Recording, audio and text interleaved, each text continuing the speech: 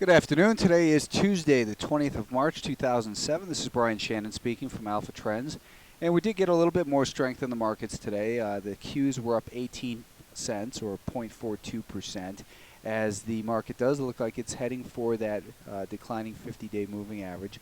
I'll note again that the volume is diminishing in here as well. However, like I always say, volume doesn't pay. The only thing that pays is price. So would you rather make $1,000, $5,000 on big volume or light volume? The money's going to spend the same. It doesn't matter. It's just a warning sign that says that basically that the interest is waning amongst the participants, amongst the buyers. They're not aggressively getting in there. They're losing interest the higher it goes. So that just puts us on alert for the potential of a reversal. That's all that means. Again, the market is still guilty till proven innocent, even though we do have a higher high and a higher low in here. So we're getting very mixed signals is really the best way to look at it, which is why you want to take it on a stock-by-stock basis.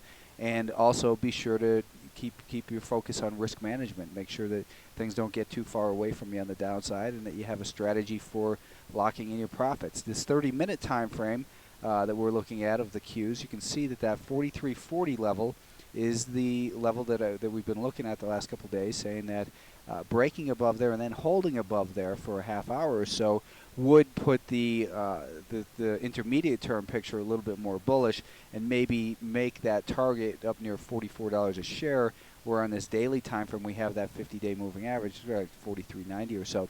But it would make that target more likely, and I still think that's the case because we did have another higher high today, and it looks like that level is acting as a higher low, where this prior resistance is now acting as support around 44.35, 44.40 is really the area I would consider to be important there. I just want to break some of those lines off so we can see it a little bit more clearly. But we've got a advancing 5-day moving average, so that's bullish on this time frame. It conflicts, though, with the picture we're seeing on the bigger picture, which means we don't have that alignment of trends, so you just have to be trading smaller share size, being less aggressive in terms of what your targets are, and being more aggressive with your risk management. So looking at the 10-minute time frame, let's call the support now. Let's just call it 43.30. Give it just a couple pennies to bounce around in there. But we do have this pattern of higher highs and higher lows. So it looks like it might be heading up towards 43.90, 44, but it's not a high probability, not necessarily high probability, but rather a high confidence trade because of the overall shaky environment that we are in on the bigger picture. The spiders, SPY, also gained some ground. They gained a little more than 0.5% or 78 cents on the spiders here. And I'll point the same thing out there as well. It's only a warning sign. It doesn't mean the market's going to go lower, but the enthusiasm from the buyers is diminishing the higher we go here. So that puts us in a little bit more defensive area. Now we don't have the same picture in here. We had a lower low, and we have not seen a higher high yet in these spiders. We really need to get above 141.50 or so to take out this high and make that 50-day moving average a target $1 higher than that, up at about 142.50.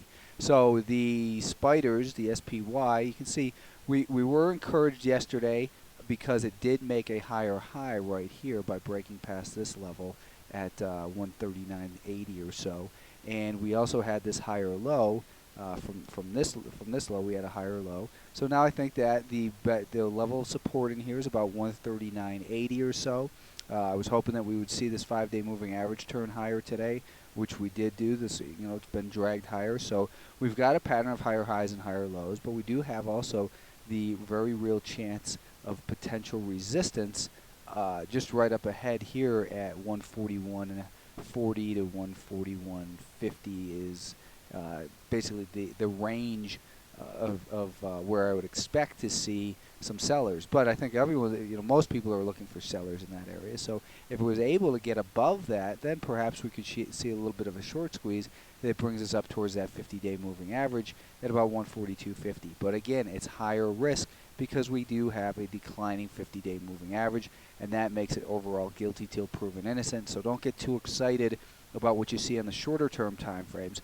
Trade them by all means, because you don't want to be locked into a belief that the market's going to go lower or just sitting on the sidelines, as the market is trending nicely on the shorter term time frame. So you don't want to give that opportunity up, but just keep in mind that risks are high. Semiconductors, it looks like they've got a little bit of resistance in here, support down near 33.85, resistance up at 34.35. On the short-term time frame, it's just stuck in a range. It's nice to see that it didn't break down through that 33.80 level today. But looking again at the daily chart, there's really no point in trading these things right here, I'd say. Mid-caps, these guys are also trying to recover and get back up to this level here from the last little recovery high. Breaking above that level would make these guys look better and add a higher high to this recent higher low as well. So the mid-caps, we've got basically about 152.75 or so. Breaking above that area would close this gap and get past that resistance, put us with a higher low and then a higher high there, which might bring us up to maybe this area here, 155.25 or so. So slowly the tide seems to be changing, but on diminishing volume, so we can't get too excited. What else? The QID looks like it's breaking down somewhat. Maybe trying to find support at that 20-day moving average, but it's going to obviously move inverse to the Qs. So as the Qs look bullish, and as in the Qs we have resistance, old resistance becoming support. In here we're going to have old support now becoming resistance in here. So if you're short to quit, I don't know why you would do that. Just go long the Qs. But I would say your stop probably goes up above that level. Let's take a look at the stocks we've been in.